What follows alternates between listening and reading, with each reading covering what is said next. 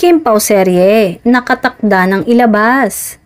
June 18 na ang media announcement ng bagong teleserye ni Paolo Avellino at Kim Chiu. Matatandaang noong June 9 ay kinumpirma ng ABS-CBN ang pagbabalik teleserye ni Paolo kasabay ng announcement ng pagiging official artist niya ng kanilang management division. Nitong Webes ay maraming Kim Pao fans ang natuwa at na-excite sa clip na nilabas ng Dreamscape Entertainment sa social media. Steady na nakatutok sa kisame at mga ilaw pero maririnig ang boses ni Kim at Paolo na nag-uusap. Kimi, kailan mo gustong ilabas? Kailan? Wednesday? Tuesday? Ha? Wednesday? Ako na bahala?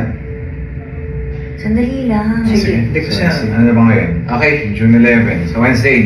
Kilig nga ang Kim Pao fans sa casual na pag-uusap ni Kim at Paolo kung saan tinanong ng aktor ang una kung kailan ito gustong ilabas.